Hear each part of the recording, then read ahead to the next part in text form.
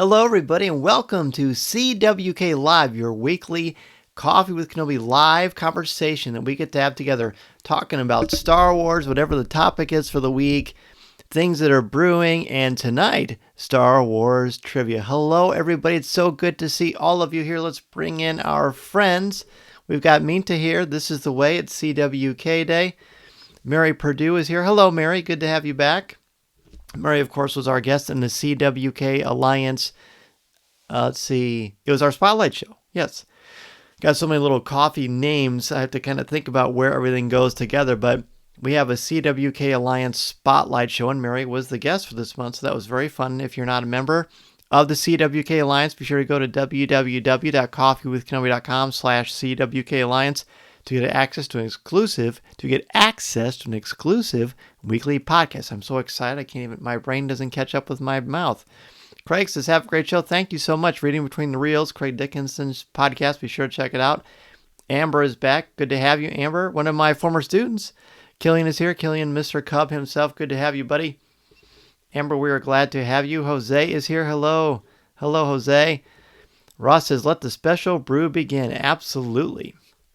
Absolutely. It's good to see you. Hello, Amber.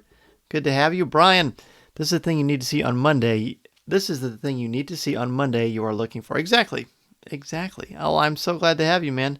It is a pleasure, as always, to see everyone. Ben says he's going to watch trivia. He's going to own trivia. He's going to own trivia. All right. Okay, Ben. Challenge accepted, buddy. Jamie says, great job, Mary. And by the way, speaking of Mary, we want to give a very special shout out to Mary Purdue. Besides being a CWK Alliance Spotlight member for the month, we received a package today in the mail, and one of the things in it was from Mary. It was a very nice gift that she got for Mason, and I'm going to let Mason type that in. Whenever you're ready, you may go ahead and do that. But Mason was very happy, and he wanted to be sure to thank you personally on Facebook. So I'm sure that Mason will do that any moment now. Tonight, we're going to look at your top 5 favorite moments from Finn from the sequel trilogy. And then we're going to play some Star Wars trivia, which Ben promises again that he's going to own. So I like that. I like the confidence. All right. So let's go ahead and just jump right into our top 5, shall we? Again, our top 5 favorites for tonight is your top 5 Finn moments. Okay, so Finn is a very interesting character. To me, he was stronger in The Force Awakens, and he was intriguing in The Last Jedi. So I'm just going to tell you now, you're not going to see any moments from Finn for The Rise of Skywalker for me, because I don't feel like he got to do justice that he deserved as a character. But that's okay. There's plenty of meat there to talk about Finn, because he is a very fun character. John Boyega is awesome, charismatic, and he gave us a lot of good food for thought. So my number 5 of my Finn moments is when he looks at Han Solo and says, we'll use the Force. Because, as you know, Finn is trying to convince Han Solo that they can sneak into Starkiller Base, but really Finn is not that much of an expert. He's from sanitation, and he doesn't know anything about sneaking in or artillery or anything like that, besides the stormtrooper training that he has, which is obviously he's a pretty formidable opponent in battle, but he's not a specialist. And then when he tells Han not to worry because we'll use the Force, Han says, that's not how the Force works. I just like the dialogue and the interplay between Harrison Ford and John Boyega, so it's very fun.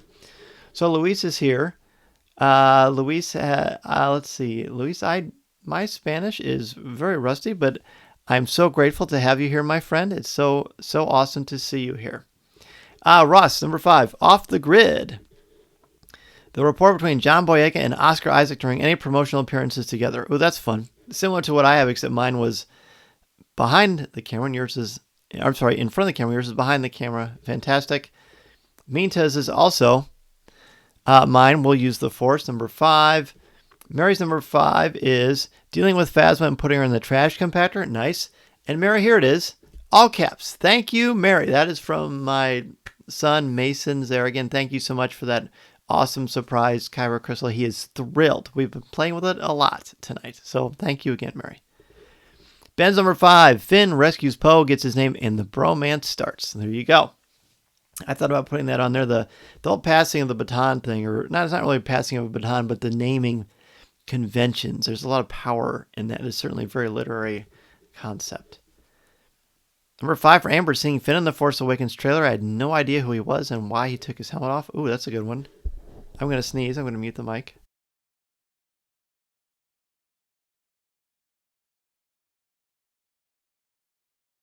Okay, we're back. I didn't want you to have to hear that sneeze. Mason says, Mary says, you are welcome.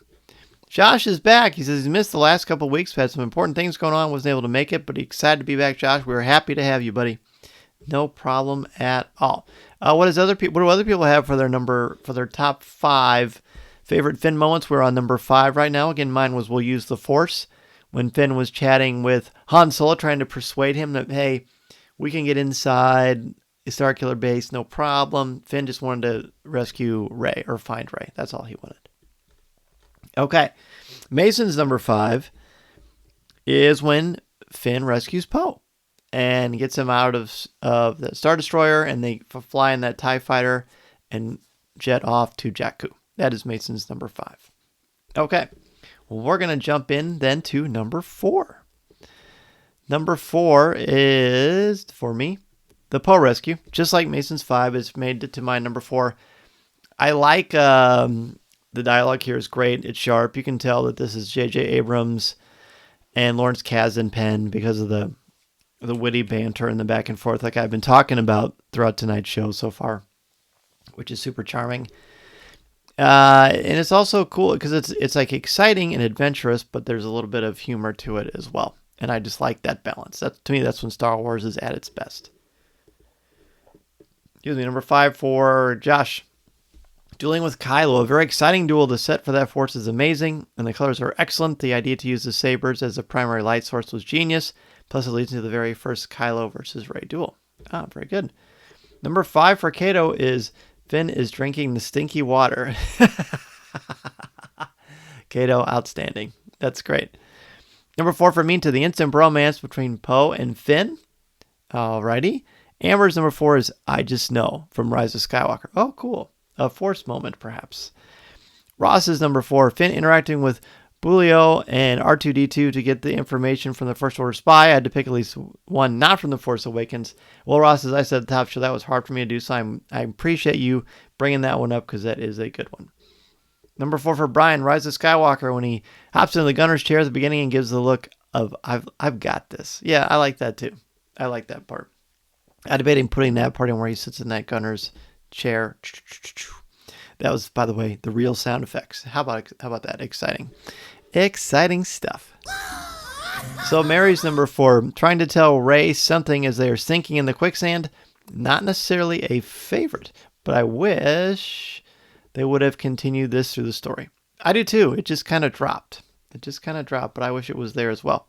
James is number 4, trying to tell Rey in Rise of Skywalker that he is Force sensitive but never actually told her. Yes, very good. Very similar to Mary's number 4. Ben's number 4, Finn decided to sacrifice himself on Crate. It seemed like the perfect end to his arc, but surprise, Rose saves him and teaches him and us an amazing lesson. That's right.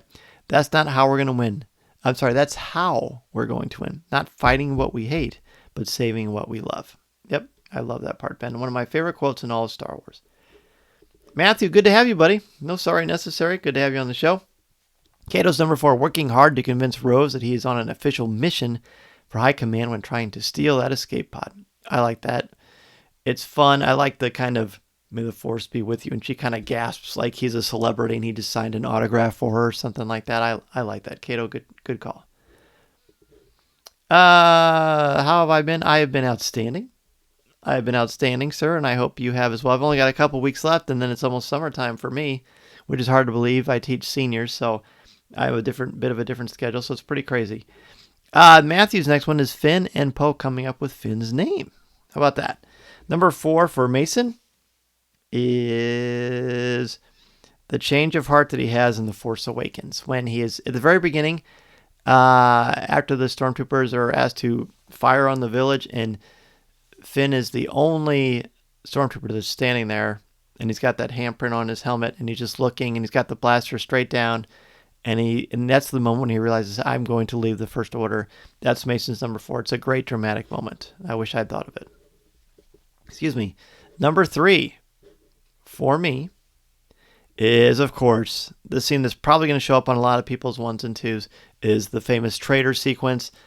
Actually, the reason I like this, because besides the cool kung fu choreography, I really like Finn holding Luke's lightsaber aloft and igniting that thing and seeing it start to work. Even though he wasn't, using the Force with that weapon, just seeing it light up and knowing that he has combat training was cool. Was super cool. I loved it. And the sound effects are great on Traitor as well. Okay, number 4 for Jose is the final fight with Phasma. Excellent. I should have put that on mine too. Josh's number 4 is Canto Bight. I love the scene. The character development for Finn and Rose is superb. John Williams' music is very fun, and the scene, or collection of scenes, rather, is great. Very good. First Canto Bight mentioned so far. Minta's number 3, Phasma versus Finn. This fight showed how much he had grown between the films, proving he was no longer a mindless stormtrooper, but a rebel. That's right. Rebel scum. Oh, that's a good one, Minta. That's a good one. I like that one. Number 3 for Mary, the Harris wrench scene is confusion on what Rey is asking for and his interaction with BB-8. And Mary, I'm convinced that ever since we did trivia a couple weeks ago, you're going to find a way to say Harris wrench every show. And I applaud you. I like it. Using your knowledge, your acquired knowledge to your benefit. Bravo. Amber's number 3, Rey, I didn't tell you. I think he was trying to tell her he can use the Force. I do too. And like Mary mentioned earlier, I wish that it actually played out later because it was a good part. Ross is number 3, Finn pleading with BB-8 to find out that the resistance base is in the Ilenium system, and their subsequent thumbs up. Oh, the thumbs up, the BB-8 thumbs up. How could I forget that? I guess maybe in my mind it's more of a BB-8 moment, but I don't know. I mean, that's definitely, obviously that is a Finn moment, and Ross knows his Star Wars about as well as anybody. So I love that. Thanks for illuminating my mind as always, Ross. That's a good one. Number 3 for Kato is that Finn's code is one I've always remembered because it is the code I use on a particular device. Oh, interesting. Interesting. Maybe your ATM? I don't know. Very cool. Number 3 for Jose is also Canto Bight, like was mentioned earlier. Matthew, Finn trying to convince Rey he's with the rebellion. Ooh, that one's good too. See, there's a lot of good comedic timing with John Boyega in this first one that I wish I'd remembered for other stuff. So Mary is admitting, yes, she is in fact going to try to find the Harris wrench in there somehow. Very good. Number 3 for Ben, deciding not to shoot on Jakku. He must have known that by deciding not to shoot, he wouldn't last much longer in the First Order, but his morals won the day. Yes, an excellent, excellent lesson. Number 3 for Brian, Finn fighting on Takodana against FN2199 and igniting the lightsaber for the first time. Yep, that's the power behind that. I love that. Number 3 for Josh, J.J. Abrams is an excellent director, and this scene is no exception, referring to the Jakku chase. It's thrilling and incredibly fast-paced. J.J. has proven time and again he knows how to direct an action sequence. Oh, absolutely. Absolutely. Number 3 for James, Phasma versus Finn. It's too bad we never got to see any more Stormtroopers. Turned to be fair during the Empire era. It would be harder since they would be afraid of Vader and Palpatine. Yeah, I agree. And I feel like Stormtroopers, James, and feel free to weigh in on this, or anybody. I feel like Stormtroopers in the First Order are just much meaner. I mean, they're not nice in the Empire. They're awful. But I feel like they're more sadistic with the First Order. And that's one of the reasons why I think I've never gravitated directly towards the First Order. I don't know. I feel like that's there. I don't know. All right. Let's see. Mason's number 3 was Big Deal. This is the part where Han Solo refers to Finn as Big Deal because that's how Finn has coined himself. It's pretty hilarious. Pretty hilarious. All right, let's go to number 2. My number 2 is just like Mason's number 3, Big Deal. I like Han Solo saying, listen, Big Deal. Basically, in essence, women always find out when you're lying. That is the advice that Han Solo tells Finn, because Finn is not telling Rey the truth. And Han knows from his experiences with his wife or former wife Leia that you can't hide the truth. That's not honest. That's not the way to have a relationship. And it just leads to trouble. And Han Solo very candidly tells Finn, listen, Big Deal, that's a bad idea. And I just really like that part. Okay. All right. Let's see. Number 2 for Minta is Traitor. Okay, awesome. The one I just talked about at 3, and certainly one that's going to come up a lot. Mary says, I'm kind of a big deal, and then Han calling him big deal later. There you go. Another tie. Very cool. Number 2 for Amber, Finn and Poe fighting in Rise of Skywalker. These interactions are so funny. Yeah, and again, it's very brief, but it is very fun. Let's see. James, true, 3-way, better shots than Empire-era troopers. They hardly miss. Oh, that's true. That's true. Very true. Matthew, the battle between Finn and Phasma, the full cut. Oh, nice.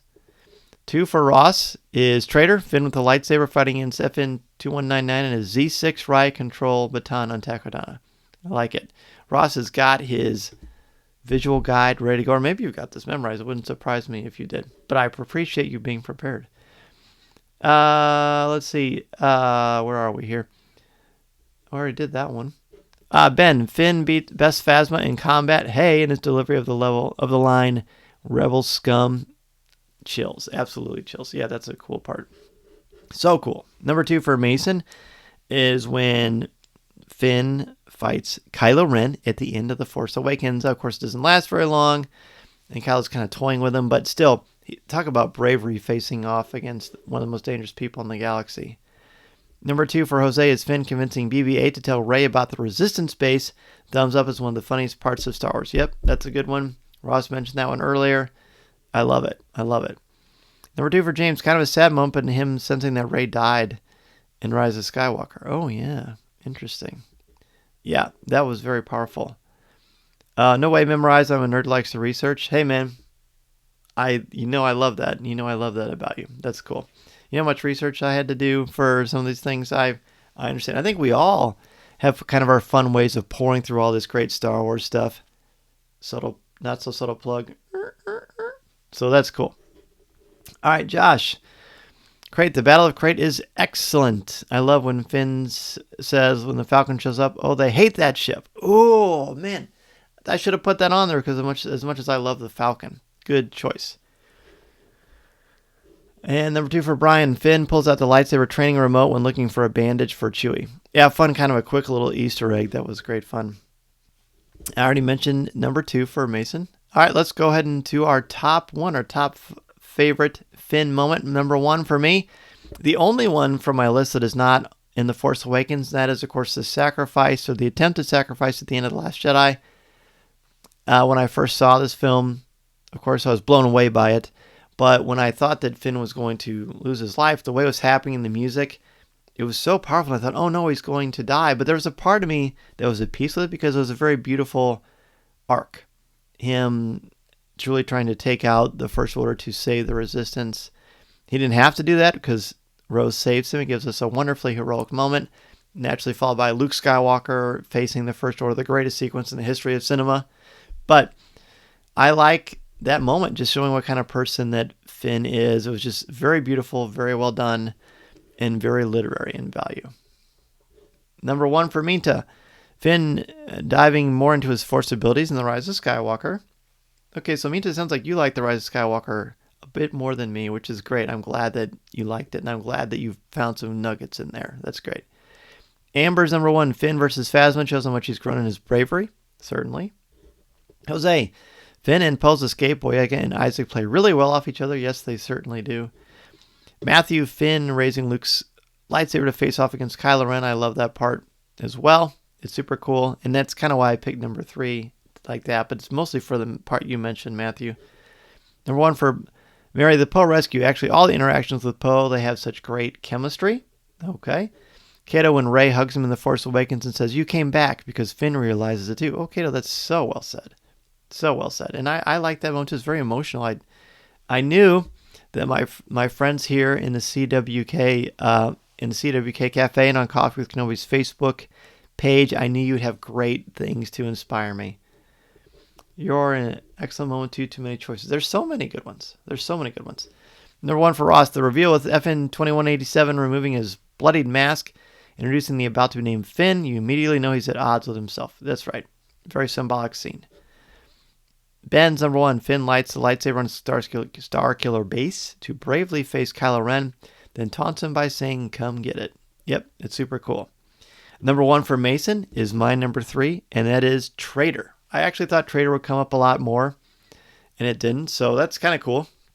There's a nice variety of things that move all of you when it comes to Finn. A great character that I think we had so much more, and who knows what the future will hold. But he's given us some great moments, and I thank you all for sharing them. Here's a few more. James, Finn versus Kylo Ren in The Force Awakens, such an epic first fight. Besides Grievous and Cad Bane, who weren't Force sensitive, to have fought another person who had the Force using a lightsaber. Yep, I agree. Super cool. Super cool. Excuse me. All right, let's look at next week's top 5. To no one's surprise, probably. Top 5 Poe Dameron moments.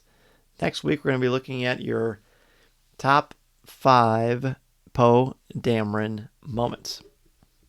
We got a couple more here. Josh says Snoke Star Destroyer. I mentioned several times the character development for Finn in The Last Jedi is great. And the Supremacy especially. This is when his arc comes very close to its pinnacle. He's fully transformed from a coward who wants to guarantee he and Rey's safety to a hero. Absolutely. The one for Brian. I wish I put Traitor on there. Oh, well, see, I know. See, Ben, it's like, it's cool because we've got so many great inspirational moments from our friends here who are watching along and joining us on Facebook Live.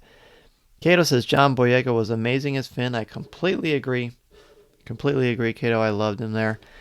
So, again, next week is top 5 Poe Dameron moments. And then, after we go through our top 5 Poe Dameron moments, we're going to take a break from top 5 character moments.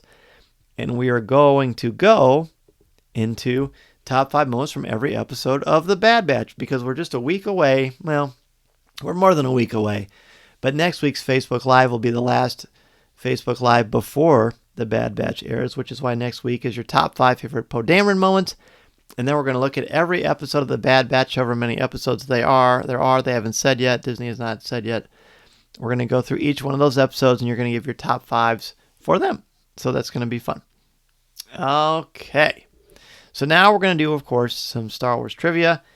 I'm actually using a different source for some of your questions. So they're going to be more focused on the first 6 films. I'm hoping there'll be a lot of stuff here in the prequel trilogy, but we'll find out. We shall find out. So is everybody ready to go? First question, you know the rules on this. And the reason we're doing this week is because next week we're going to do some fun stuff as a Bad Batch kind of a pre-show. So stay tuned for that. Matthew says, who wouldn't love to see Finn in a solo movie? That could be cool. That could be very cool. All right. Your first Star Wars trivia question. Now, don't look these up. Don't look in the Star Wars book, although thank you for thinking of it. That's 2 shameless plugs. I apologize for that. So don't look it up. Don't look in a book or Google it. Just go with your gut. The Force is strong with you. I know it. So let's see how we're doing. All right, question number 1. What personality trait, according to Yoda, is a flaw more and more common among Jedi? Which personality trait, according to Yoda, is a flaw more and more common among Jedi? Any guesses? While you're thinking of that, James says, I want to see a show about what happens after the Rise of Skywalker, as do I, my friend. I sure do. I definitely do. I'll ask that question one more time. What personality trait, according to Yoda, is a flaw more and more common among Jedi? Josh's guess is recklessness. Ross's is anger. Cato says arrogance. Jose says pride. James says fear. These are all good guesses. Brian says arrogance. Minta says recklessness. Ben says arrogance. Let's see. What other guesses are out there? Looks like we've got some. Matthew says overconfidence. And by the way, while you're here joining me for the show, feel free to text or send a message to your friends and have them join us right now. I'd love to have more people to play some trivia. Amber says pride. Mason, waiting for your answer, buddy, but I'll ask the question one more time before I move on. What personality trait, according to Yoda, is a flaw more and more common among Jedi? Mason's answer is anger. So the personality trait, according to Yoda, that is a flaw more and more common among Jedi, that would be arrogance. He's talking about arrogance. Yes. Okay. Next question. So that was a nice mix. We had a few that got it correct, a few that were very, very close. So let's see how you do on this one. Let's see. Who disables the power supply on Jabba the Hutt's sail barge? Interesting. He does say it in Attack of the Clones.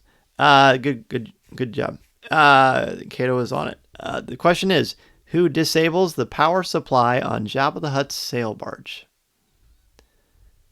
Who disables the power supply on Jabba the Hutt's sail barge? Anybody know? Kato says R2. James says Luke.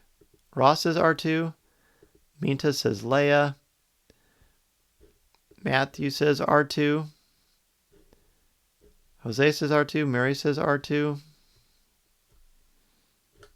Anybody else? Any other guesses? Brian says Leia. Amber says R2. Mason says R2. Ben says Leia. Josh is not sure. Again, the question is who disables the power supply on Jabba the Hutt's sail barge? The answer is Princess Leia. I would have guessed R2 as well. I don't remember that specifically happening, but of course it did. But who disables the power supply on Jabba the Hutt's sail barge is Leia. How about that? Okay. So, let's see. Next one. Who's the first character to board the Millennium Falcon during the evacuation of Hoth? Hey, Mason, look at that. Mr. Damry says, hi, Mason. How about that? Very nice of you. Your favorite Cardinal fan besides Mommy is here to join us. How about that? She says, she points the gun at the deck and shoots, right? Oh, maybe that's it. Oh, yeah, that must be when it happens. Yeah.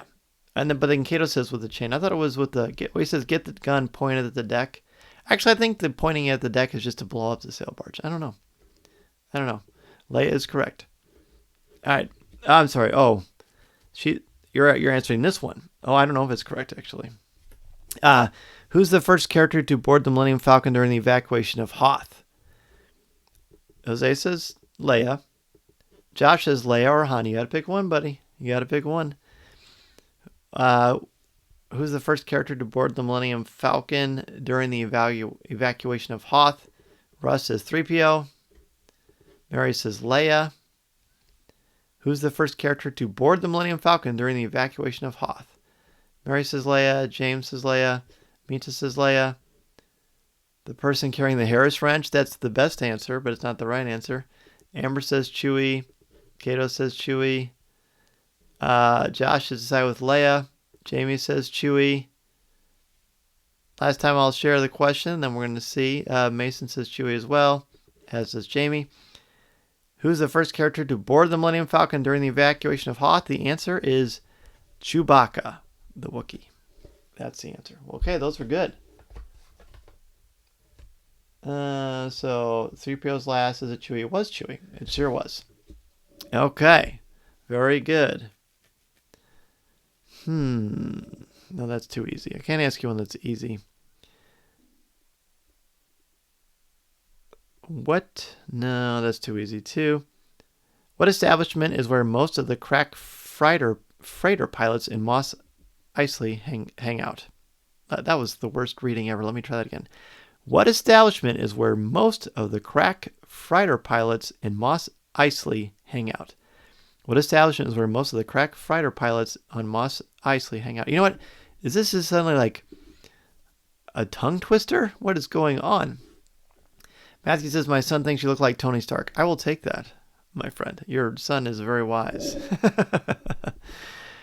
What establishment is where most of the crack fighter pilots on Mos Espa hang out? Crack meaning like excellent or experts. James says Watto Shop. Okay.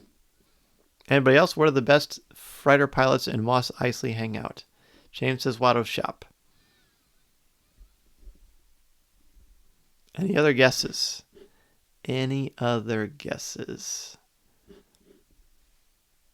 What establishment is where most of the crack fighter pilots in Mos Eisley hang out? That doesn't exactly fall off the tongue.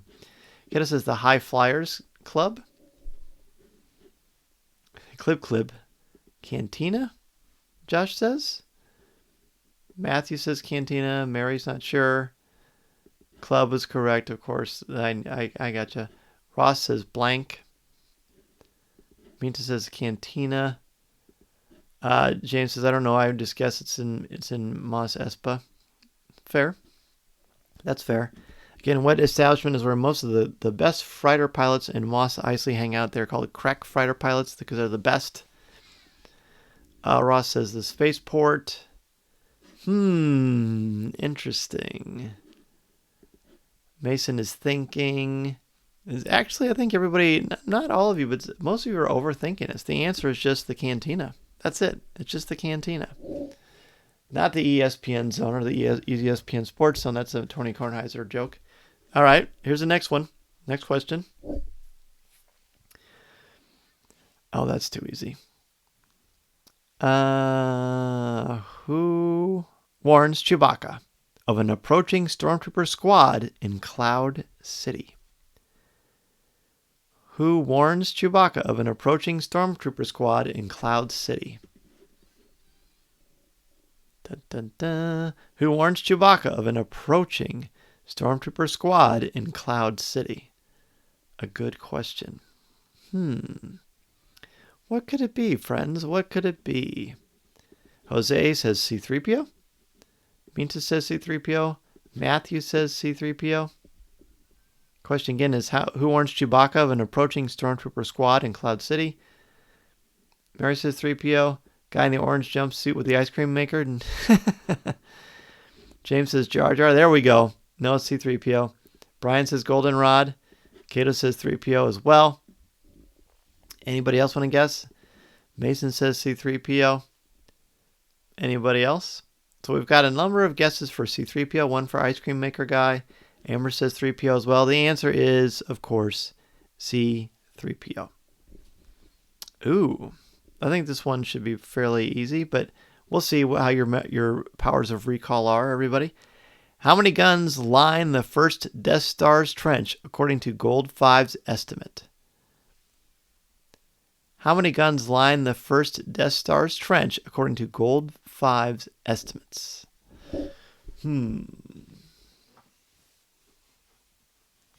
How many guns line the first Death Star's trench, according to Gold 5's estimates? Are we sure the guy in the orange jumpsuit with the ice cream maker didn't blow up the Death Star? Pretty sure. Pretty sure. Ross says 20. Jose says a dozen. Brian says at least 20. Anybody else have a guess? How many guns line the first Death Star's trench according to Gold 5's estimates? Kato says 900,000. That's a lot. That's a lot. Mason says 20. Josh says a lot. Minta says 20. The line in the movies is, I'd say about 20 guns. Some on the surface, some on the tower. So it's 20. Who's the orange guy in the jumpsuit? Porkins? No, there's this classic thing where this guy's running in the background on Cloud City, where he's holding something that looks like an ice cream maker, and it became sort of a fun joke, and there's actually cosplay of it, and they always have a running of the ice cream maker guy at Celebration, which is pretty entertaining. My good friend Marcus Doring is usually one of the people that's behind that, so it's pretty fun. Wilro Hood is his name. Exactly. Wilro Hood. Exactly. All right, let's do a couple more questions, and then we'll get to S, T, and Z.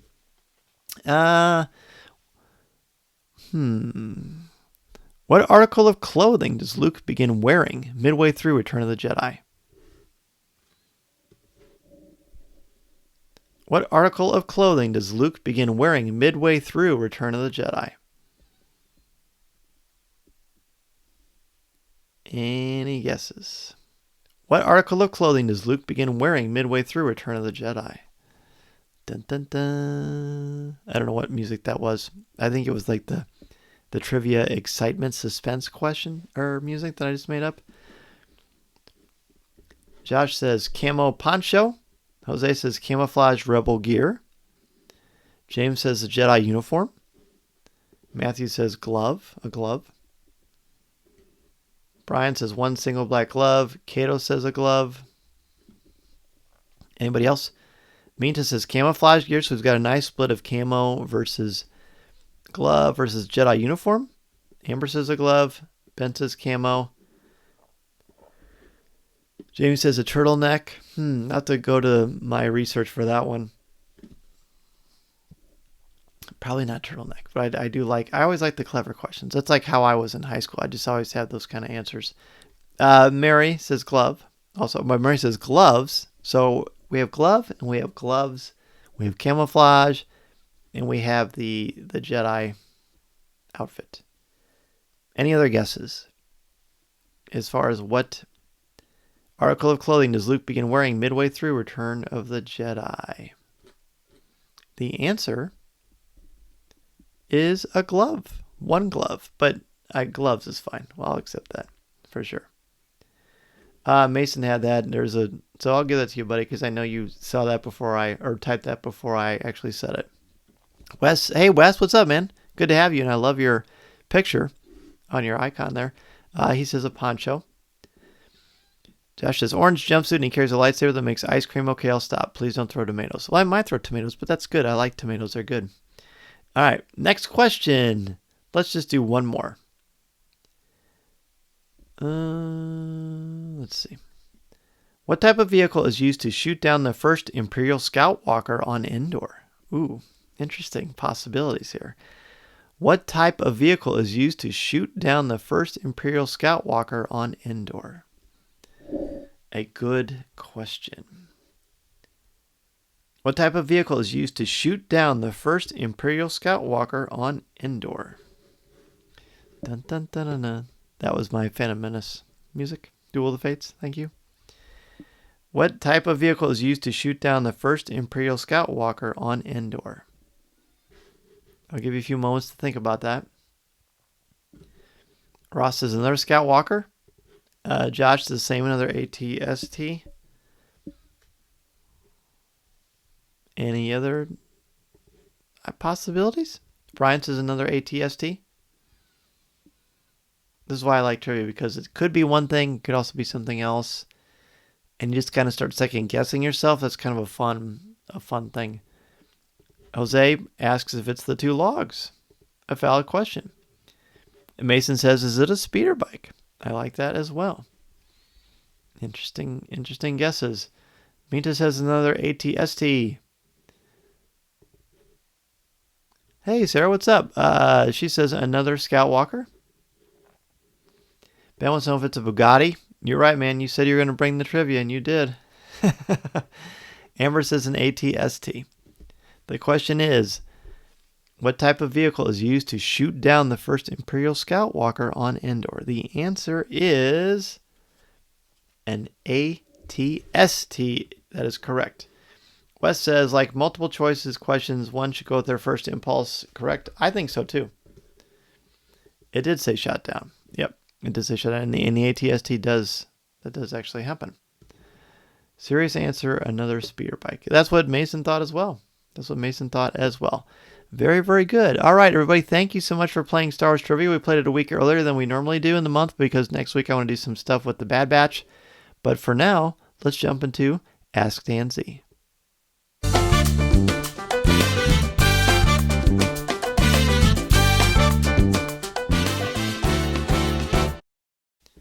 All right, this is your chance to ask me questions about Star Wars, about what's going on with Coffee with Kenobi, anything that we've got going on. If I can help you out or give you any suggestions about Walt Disney World as well. I know Disneyland is going to be opening this week, which is very, very exciting. People have waited a very impossibly long time to go back to that park, so that's going to be really fun. In fact, if you're one of the people that's going to Disneyland, let us know how it goes. And of course, if you are going to think about going to Disneyland or Walt Disney World or anywhere really you want to go on the planet for vacation, I highly suggest using the official travel partner of Coffee with Kenobi, MEI and Mouse Fan Travel, Becky Mankin. You've heard her on the show multiple times. She's definitely the person to go to for all of your questions about Walt Disney World, Disneyland, or traveling in general. Looks like we've got a couple of things here, which is great. Josh says, will the first Bad Batch top 5 be on episode 1 or episodes 1 and 2 since they both come out in the same week? You know what? That is a good question. What would you like to do? What would anybody else like to do? I feel like it might be better just to put them both together. So I think that might be fun. Minta wants to know if I've ever seen Boyega's movie Attack of the Block. I haven't, Minta. I know that was one thing that they always talked about as far as it being a cool thing to watch before you see The Force Awakens, because that's kind of how Boyega got his big break. But I've heard it's great. Have you seen it? Matthew says Legacy lightsaber or Black Series lightsaber. It's easy. I don't have to think about it. The Black Series lightsabers are cool, but the Legacy lightsabers are like another level of awesome. I can't imagine anything ever being better than the Legacy lightsaber. And I've got, as you see from the opening video for Facebook Live, I've got the classic Force FX lightsabers. But the Legacy lightsabers have the right weight.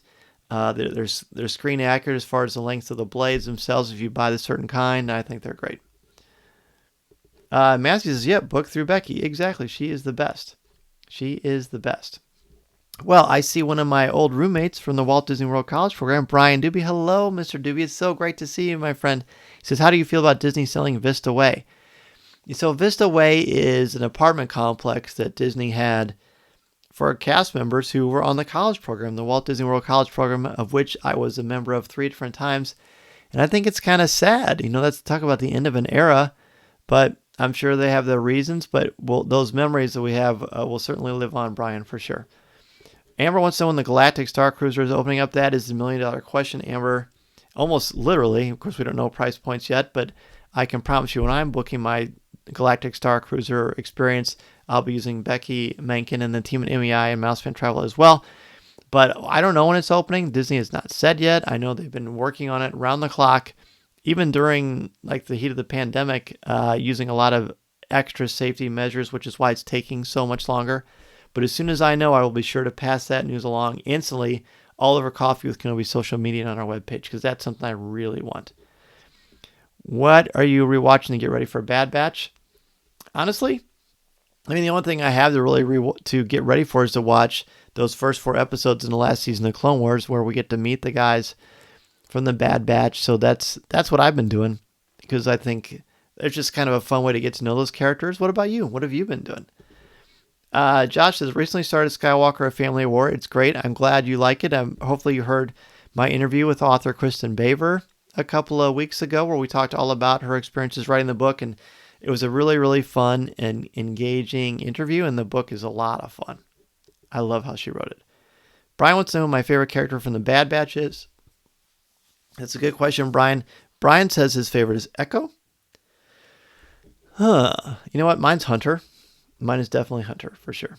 The blue LED setting looks amazing. It gives an appearance of saber lights. Greetings. Oh, Luis, thank you so much, my friend, and thank you so much again. I apologize I couldn't read your thing before, but I'm very grateful to have you on the show. I'm thrilled, and I'm very glad you liked the lighting. My son Peyton really worked really, really hard on this, and Clayton Sandell helped me to get it just right as well. So I've got a good team there of people who know what they're doing, much more than I do, for sure. So thank you, Luis. It's so good to have you. Josh says, recently my family tried to book Savvy's, but it was all filled up. Planning to buy 1 or 2 Legacy lightsabers instead. Do they hold up to Savvy's? Do you think Galaxy's Edge is worth it without Savvy's? I do. I don't want you to don't be too disappointed. And I would suggest when you're there, just checking in at Savvy's just to see if there's a cancellation. I've never heard of that happening, but it doesn't mean that it can't. I would suggest that. The Legacy lightsabers are basically the same as far as the Galaxy's Edge lightsabers from Savvy's workshop. The difference is that you haven't seen them because they've never been on screen before or in any animation or anything like that, because you're building them. But the same kind, use the same LED blades. They're great. You won't feel cheated. Have I seen the new animatronic Groot? I have seen the new animatronic Groot, and it's scary cool. Like, it's amazing how good it is. It just makes me excited for whatever they're going to do in the future. Mason, remind me to show you that, buddy. It's pretty cool. Did I spot Rex in the Bad Batch trailer? You know what? I did. Now that you mention it, I did spot him in the trailer. Or at least who I thought was him. James says, do you think Finn could be related to Mace Windu? Since he's force sensitive, maybe his great-grandfather? You know what, James? I don't think that. I feel like, while anything is certainly possible, I just don't feel like... I hope that isn't true, because that just seems like there's just too much. It's like, it's okay, and this is sort of the challenge with Rey's character sometimes. It's okay for everything not to be interconnected like Game of Thrones or something like that. It's okay to have it different, in my opinion. But what do you think, James? Do you think that he might be related? I don't think that he is, but we'll see. Amber says, I think there's a wait list if someone canceled. I wouldn't be surprised. It's definitely worth checking into it, Josh. When are you going, by the way? Be sure to let us know. Ben says he rewatched season 7, but I wanted to make sure I wasn't missing anything else. No, I don't think you are, bud. I think the Bad Batch, those 4 episodes, the last season of Clone Wars and season 7 are absolutely the way to go. I think you will certainly be happy with that.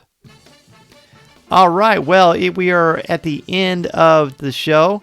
I want to thank everybody for joining me tonight here at Monday night at 8 o'clock p.m. Central Standard Time every single week as I bring you Star Wars conversation with all of our friends here. Next week, we're going to be talking about your top 5 favorite Poe Dameron moments, and we're going to be enjoying the excitement of getting ready to see the Bad Batch. It's going to be so much fun. Josh says, what are my plans for May the 4th and 25th? So May the 4th, actually, I'm doing a presentation through a local library here that's going to be on Zoom. I'm going to be sharing some information on that in the CWK Cafe so that you can join us too. I'll be talking about the hero's journey and recommending some certain Star Wars books. James says, I doubt it, but I heard Lando might be his father. No, that's, to me, buddy, that's like the kind of rumors or speculation stuff that I don't dabble in those waters, but I know a lot of people love them, but I don't think there's any connection there at all. In fact, the story we have, the 9 movies, that's the story we got. I feel pretty confident in saying that is Lucasfilm's plan, and that's where we're at. If there's ever anything later, that would be great. Amber, no problem. Thanks for coming to the show. We'll see you next week. Josh is going to Batu on June 9th. You'll be there during Mason's birthday. How fun. Cato, thank you. Thank you so much for joining us. Minta, may the force be with you. Ross says, happy Thrawn Eve, everyone. That's right, the new Thrawn book. Let's see. Well, oh, yeah, I do have it. It's down there. But yeah, the new Thrawn book, I've read it. Yeah, you'll be excited. You will be excited for sure. Ben says, great show. Thanks, Ben. It's always great because of people like you joining us each and every week, my friend, and nice job on the trivia. Mary says, have a great week, everyone. Thanks again, Dan. Have a great week at school, Mason. Thank you so much. I know that Mason will. You already pre-ordered. Oh, good. That's good. Looking forward to the new Thrawn novel tomorrow. Yeah, Wes, you're going to like it, man. It's pretty cool. Sarah, thank you, and thank you again, everybody. We will see you next Monday night talking about your top 5 favorite Poe Dameron moments, and then be sure to listen to Coffee with Kenobi this week as we will continue to help get you excited for the Bad Batch. We're going to be looking at the things we're most looking forward to from this brand new Star Wars animated series. Until next time, everybody, have a great weekend, and remember, this is a podcast you're looking for. See you later, everybody.